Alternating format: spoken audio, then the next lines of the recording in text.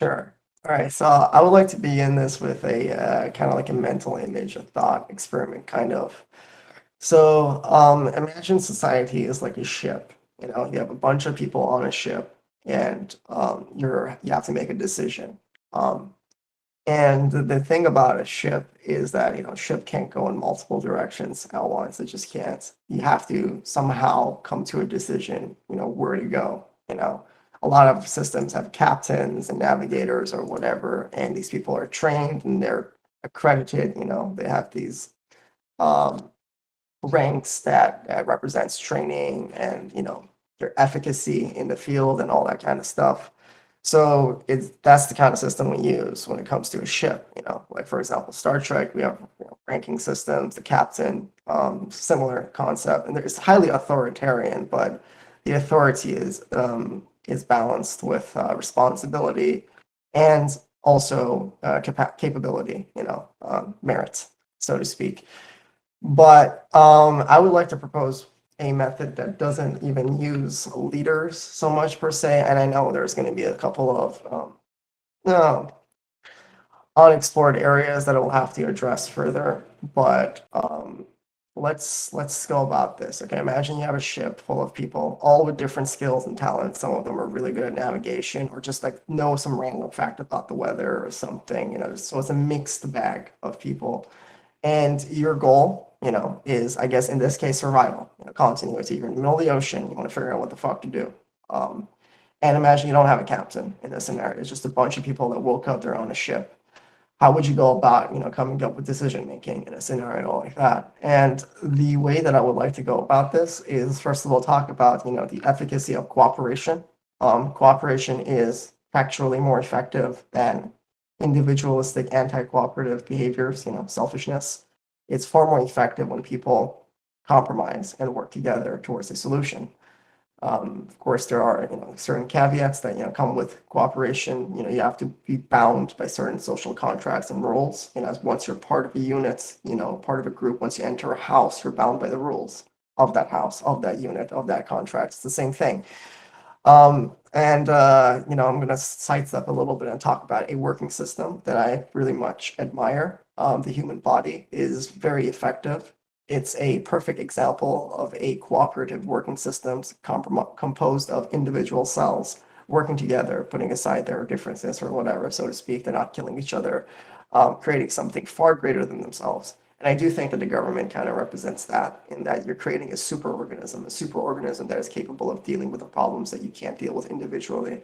So I like to think about it as a form of increasing power, really. So we have problems, we're facing death, we're facing extinction, we're facing all kinds of challenges in life.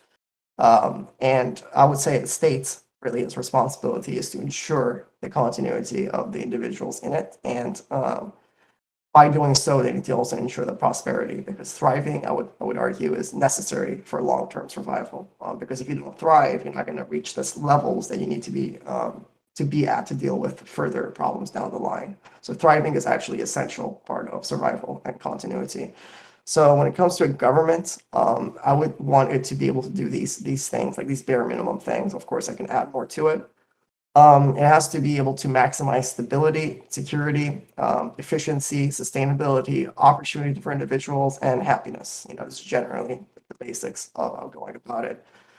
Security, of course, military, legal systems, police force, and other institutions that enforce the law. Efficiency is just an analysis of how effective the resources are with respect to what you're getting in return, be it human resources or whatever, you need to constantly analyze it. And sustainability with respect to the environment and people, and just generally like what is possible long term. It's very important to think about things in a long-term perspective. And productivity, you want to maximize opportunity, invest in people's education and their health and whatever, to bring out the maximum amount of like actualize people's potential, because that in effect leads to maximizing productivity, which in effect leads to a stronger state, more capable of dealing with all problems.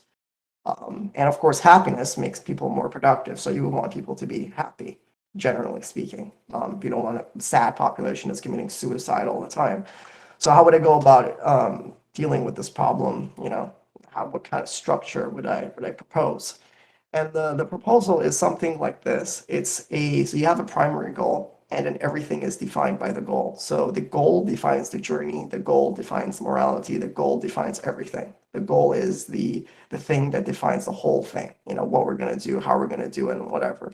So I would say the goal that I would choose in this scenario, and I think most people can go behind it, like, rally behind it, is, continuity of a state, or survival of a state. And that's like the bare minimum most people can go and rally behind.